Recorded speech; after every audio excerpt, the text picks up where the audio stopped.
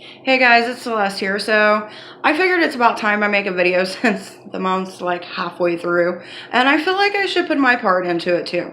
So this month is Pride Month. If you don't know what Pride is basically where the LBGTQ community all comes together and celebrates their pride for being who they are and expressing that. There's parades, there's parties. It's basically a lot of fun. And you're probably asking yourself, well, how do you fit into that? I am the B. I know some of you who know me are probably going, yes, you are.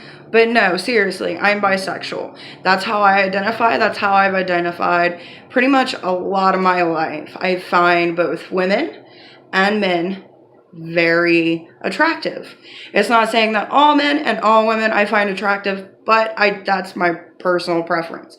Now, many of you might say, well, bisexuals, they don't know what they want. Well, first off, honey, there's never been a time in my life that I didn't know what I wanted. And when I know what I want, I normally go for what I want. Whether or not I get it, that's for a different story for a different time.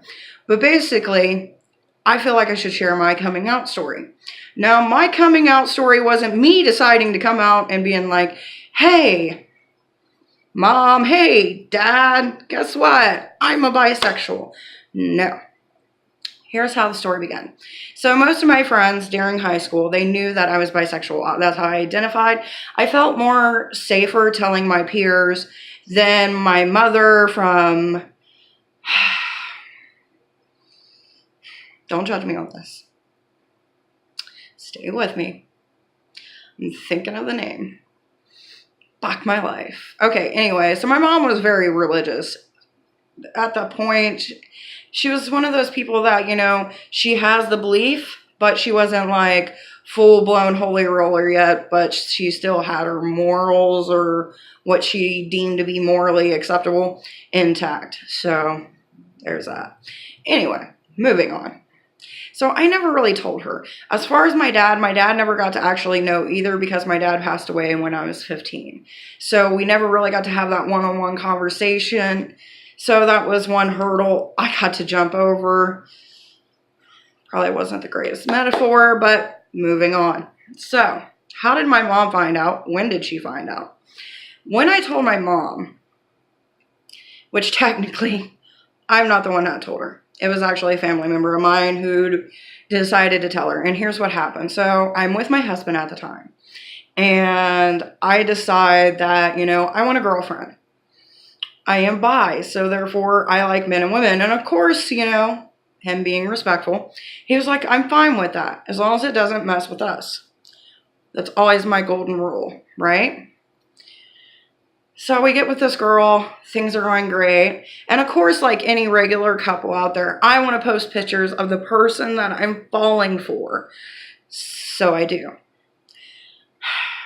I should have known in, you know, day and technology, if I didn't want something out, I probably shouldn't have put it out there. But at this point, I felt comfortable. I didn't give a fuck. My mom's so old, she doesn't have a Facebook. She doesn't know how to use the internet. I'm safe. I don't have to come out to her.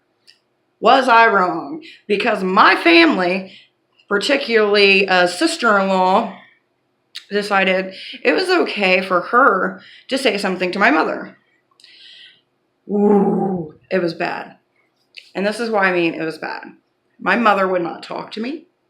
She called and she asked me, like, is this true? I seen the picture. Don't lie to me. Be honest. Is this true? And I'm like, yeah, it's true. I'm bi, Mom. You know, I've always wanted to tell you in my own time. And then I hear click. 3 weeks. She did not talk to me. Which for me was a long time for my mom. Because we would talk every day. God rest her soul because she's no longer here. But, moving on. Anyway, so through this whole time, I went through a range of emotions. One, I'm pissed because how dare you tell my mother my sexual preference. I know some of you are out there like, well, you put it out there, duh. But here's the thing. I put it out there knowing my mom wouldn't see that. And then when someone calls my mom over, to have her stare at my picture that I posted with somebody that I was building a relationship with, what the fuck? To me, that's like a vendetta. And I still am a little bit heated over it. I mean, you have no right telling somebody what I do, how I do it, and when I do it. So, anyway, moving on. We didn't talk for 3 weeks. I'm calling my brothers like, this bullshit. My sister-in-law had no right doing this. It's breaking my heart. My mom's pretty much disowning me. Like, what the fuck do I do? And I'm talking to my brother, and he's like, that's it. I'm fixing this. I'm situating it. So he's like, she will be calling you today. I was like, all right. So I waited. It's like 8 o'clock. I get a call from my mom. And I answer. I'm like, hi, Mom. How are you doing? She's like, I don't accept what you're doing. And I don't accept your choices. But I'm not going to hold this against you because you're my daughter and I love you. And then, there was a bunch of questions that were asked. Like, why didn't you tell me? All these times people were like, oh, yeah, she likes women. And you're all like, oh, no. Well, of course I'm going to be a no. You just, disowned me for 3 weeks. Would have been longer if my brother wouldn't have stepped in. But it's so hard. And it was hard back then, and it's still hard. Because even though we started communicating again, she never really accepted that part of my life. She didn't understand it. There was times where she would bring it up, but she didn't really understand why I was the way I am.